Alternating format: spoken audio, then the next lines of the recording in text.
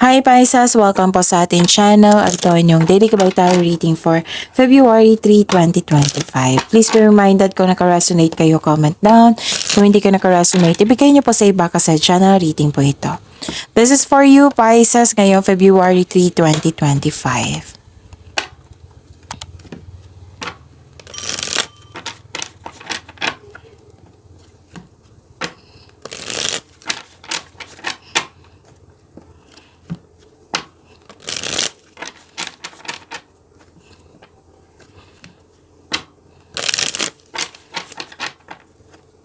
Para po ito sa inyo Pisces ngayong February 3, 2025. Maraming salamat po sa inyong patuloy na suporta at maraming salamat din po sa mga hindi nag-skip ng ads.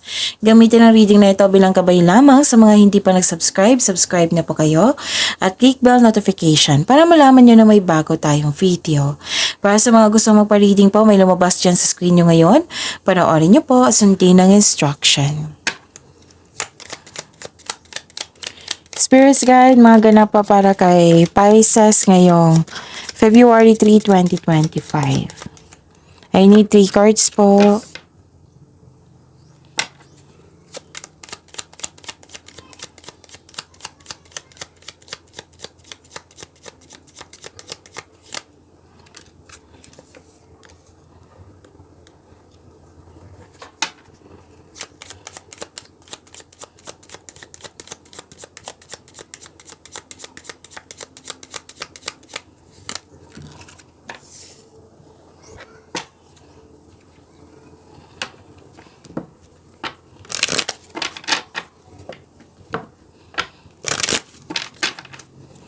Spirits Guide, mga mensahe pa para kay Pisces ngayong February 3, 2025.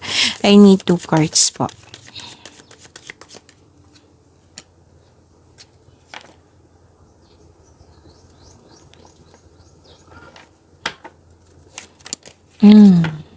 Kunin ko to ha, kasi nakita nyo na. Okay. Pisces, ngayong February 3, 2025, may nagbigay ng support sa iyo. Yung kailangan yung ma-enlighten, kailangan yung may kausap, kasi naguguluhan kayo, nabibigatan kayo, nag-uusap kayo. Pwedeng parents nyo to, elders, wisers, boss, amo, yung marunong makinig, marami na experience sa buhay. Nagbigay ito ng wisdom message sa iyo, Pisces. Yes. Nakita ko yung motivation nagkaroon ng motivation, yung bumalik yung, dalawang card mismo nagsabi dito, na bumalik yung confidence nyo. You're taking the action with courage na. You have the power, authority, protection. Dalawang card na nagsabi niyan ha. Okay? So Pisces, nakita ko rin dito na may kausap ka talaga. Pwedeng mother figure din ito. Kasi may nakita ko mother figure na energy. Tapos, may nakita rin ako ditong nag-uusap kayo regarding sa, pwedeng hindi sa mother figure, mentor mo, wiser, boss, or amo ba? Nag-uusap kayo regarding sa big business, career, and finances po. And, stop overthinking, Pisces. Hindi to nakatulong sa iyo tong overthinking na ito. Mas lalong maging malalayan. So, stop overthinking na. So, how to stop overthinking? Yung sabi ko parati sa inyo na bigyan ng solusyon kung maaari. Kung hindi nyo pa kaya, then change the channel. Mag-search kayo or isagawa nyo po yung time for reflection and mindfulness cues kasi makatulong yan to stop overthinking. So, may background na naglalaro yung mga bata sa labas. Kasi walang klase ngayon eh.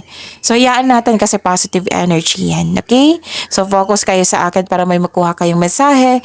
And don't worry, nakafocus kayo. Nakafocus ako sa reading natin ngayon. Okay? So, yun. Time for reflection and mindfulness skills. Makatulong yan sa pag-stop ng overthinking. Again, para mawala na yung pagkakalito mo, doubt, yung naguguluhan ka. Kasi kung mag-overthink ka hanggang sa maguluhan ka na. Kasi marami ka nang iniisip eh. So, i-process niyo po ito ha. Hindi yan nakabuti sa iyo. Lalo na nakaka-drain niya ng energy. And nandito naman dito yung yung help from the universe, angel of miracles. Open your heart and expect a miracle and a new beginning. Bumangon ka dito, nadapa ka, tapos now bumangon ka at nagkaroon ng courage. Naging matapang ka. Begin your new life now. Spirits guide, ano pa yung energy ni Pisces ngayong February 3, 2025?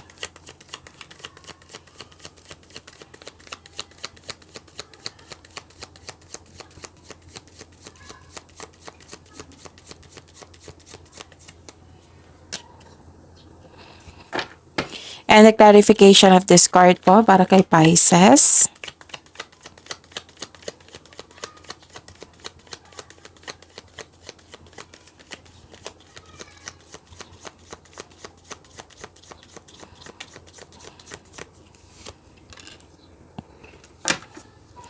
Kung may narinig kayo or may nakita kayong repeating message, meaning to say, pinupush ng cards niyan kasi ang ilan sa inyo hindi pa binigyan ng atensyon. Na kung maaari din po, bigyan niyo po na solusyon at aksyon. Okay? Like for example, iniisip mo ito last week, last month, last year pa na concern. Tapos hanggang ngayon, lumalabas yan. Meaning to say, pinupush ng cards niyo yan na bigyan ng atensyon, bigyan ng action, solusyon kung kinakailangan. Remember, Pisces, at the end of the day, alam mo na ikaw lang taong may kakayahan at responsable na gumawa ng sarili mong katotohanan at kinabukasan. By the way, Pisces, kasi marami nag-comment dito, naghahanap sa February 2025 monthly reading nyo. Na-upload po noong January 28, 29, 30. Andun po sa channel natin, hanapin nyo po. Panoorin nyo po kung gusto nyo po. Okay, Pisces?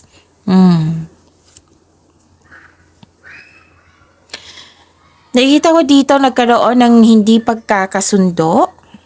Dalawang card din po na mismo nagsabi dito eh. Na burnout din kayo, nag-cause ito ng lack of self-confidence. Mas nangibabaw yung takot of taking your work, taking yourself to the next level.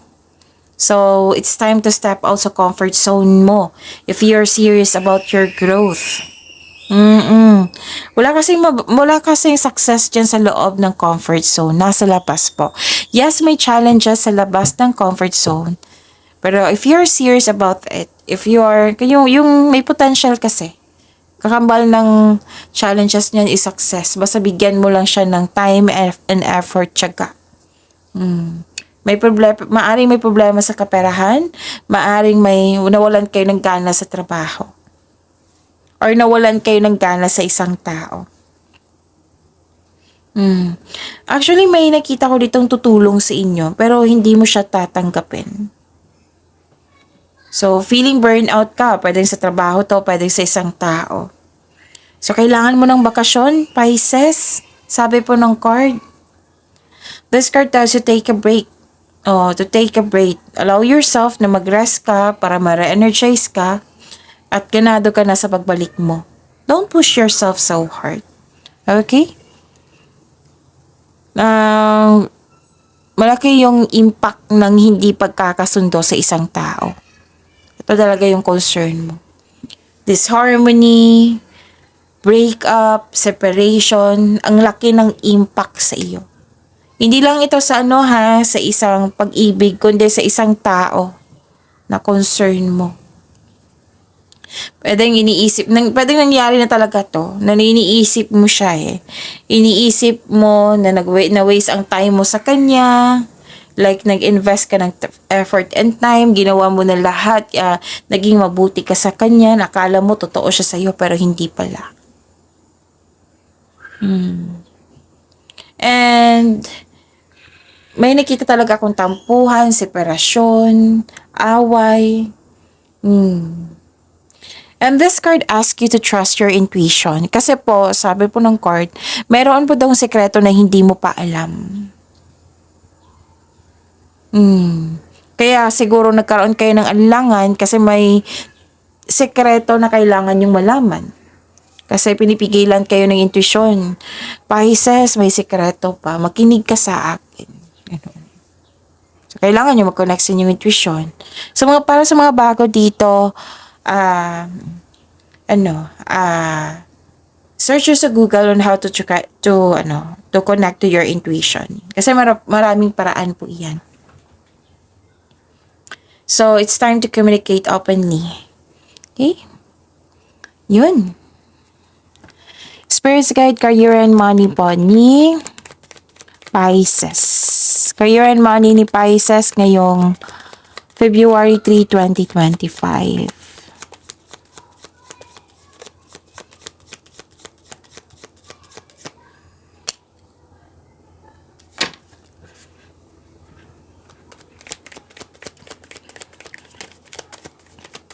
The clarification of this card po.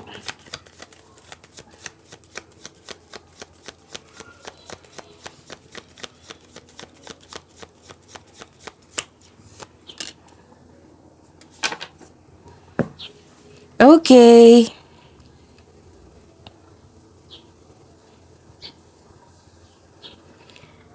May biglaang pagbabago dito na parating sa iyong career and money or sa connection sa isang tao. A sudden change na hindi ka takot mag-let go. Ang darating na pagbabago na ito ay makasuporta sa iyong growth and expansion. So, huwag kayong mag-alala sa pagbabago na ito kasi makasuporta ito sa inyong growth and expansion. So, always expect the unexpected, sabi po ng card niyo po.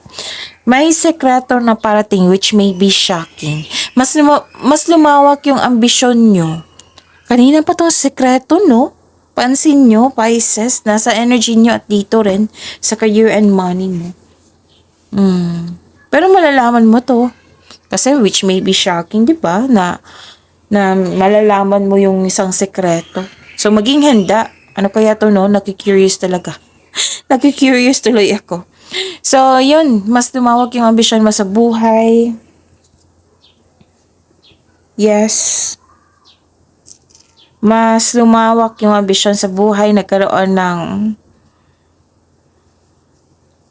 yan. May reality check dito. May chine-check ka.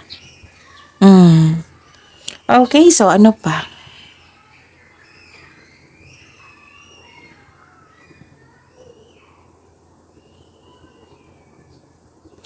Nakita ko dito na nagkaroon po ng naalala mo talaga yung nakaraan, Pisces. You have to process this. Kasi nakita ko na nahihirapan ka. You don't deserve this. You deserve to be happy. Okay? Baka kailangan na po ma-let go na ito, Pisces. Kasi nakita ko dito nahihirapan ka sa pag-move on. May naalala ka. May naalala ka sa mga nangyari, may naalala ka sa nakaraan, yung mas mabuti pa yung nakaraan kaysa ngayon. Ganun. May ganap na ganyan. Hindi ka naka-move on. This is about your career and money, ha? May tungkol sa ganyan. Pwede din may unexpected visitor kayo or may nag-message sa'yo na nagpaalala sa iyo sa nakaraan. So, sabi ng card niyo po dito, let the memories rest. Kasi, itong mga taong to, yung sa nakaraan, tapos na yan eh. So, learn, lalo na sa mga nangyari sa nakaraan, okay? Tapos na yan, learn from the past. Mag-move on kayo, try something new sa present, at para may expectation tayong better outcome sa future. Baka kasi sa kakalukbak natin sa nakaraan, naging stagnant na yung present nyo. Paano na kaya yung future? So, think about it, Pisces. Okay? Spirits guide. Love life, self-love, partnership, and romance ni Pisces ngayong February 3, 2025.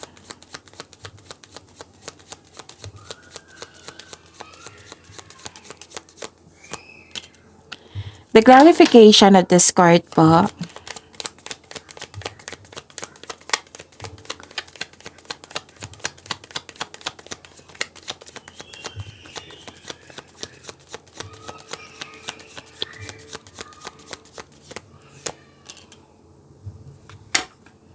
Maraming salamat po sa patuloy na tiwala, suporta sa ating channel.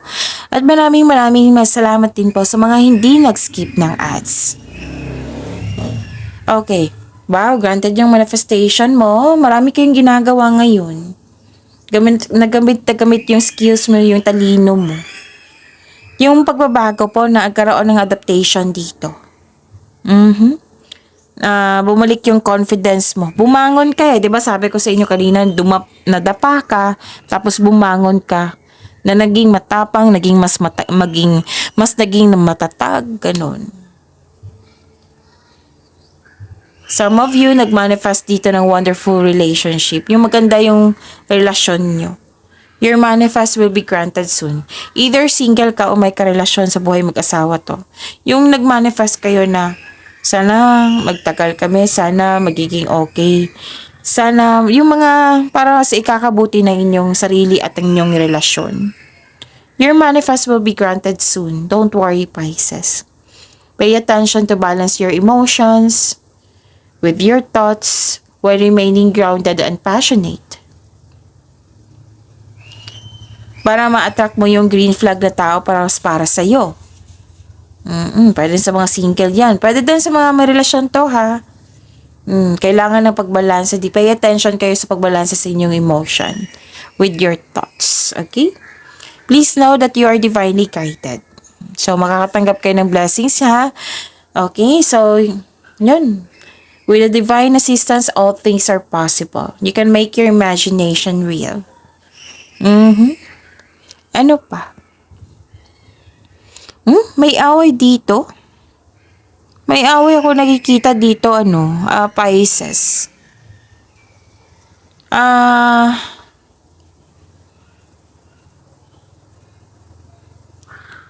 Ano to? Another card na nagsabi dito, lihim. Di ba 3 card nagsabi na may sikreto, lihim? Para sa mga single, maaring may tao na hindi tapat sa iyo. Pero patuloy ka pa rin kinakausap, sinusuyo. So mag-ingat kayo sa kanya. Pisces, itanong niyo po yun. Sino to Miss Jav? Usually yan yung comment eh. Itanong niyo sa inyong intuition. Kasi siya yung magsasabi kung sino yan. Okay? Kung hindi nyo alam, yung mag-connect sa inyong intuition, i-search pa sa Google on how to connect to your intuition. May taong hindi tapat sa inyo. Be careful, ha. Pisces, mag-ingat kayo sa ganyan. Tapos, para sa mga relasyon sa buhay mag-asawa, isa sa inyo may lihim or nagsisinungaling. So, this card asks you na ngayon ang oras upang maging tapat at bukas. Mag-usap po daw kayo na makipag-usap ng malinaw sa loob ng inyong relasyon. Kasi may nakita talaga ako dito. Pwedeng hindi nyo karelasyon to. Pwedeng isang tao na malapit sa iyo. Mag-ingat talaga kayo sa kanya kasi yung pinupush ng cards na huwag ibunyag lahat yung plano mo, maging mapagmasid. Let's say may komento ka sa isang tao o na sasabihin mo sa isang tao to, tapos sasabihin niya yung hindi siya maingat hindi siya marunong mag-keep ng secret. Pero malalaman mo talaga to. Palakasin niyo po yung intuition niyo. Mag-grounding kayo, mag-connect kayo sa nature, mag-meditate kayo. Na nakikita ko dito, masasense mo yan Yung mga taong hindi totoo sa inyo, masasense mo yan. Mga sinungaling, nababaksap, may tinatago, may plastic siya. May taong walang pakialam sa iyo. Posibleng panilin lang at pagsisinungaling to Pwede din nag-white lies kayo para sa kakabuti ng lahat. Mag-ingat talaga kayo sa mga taong kausap nyo ngayon.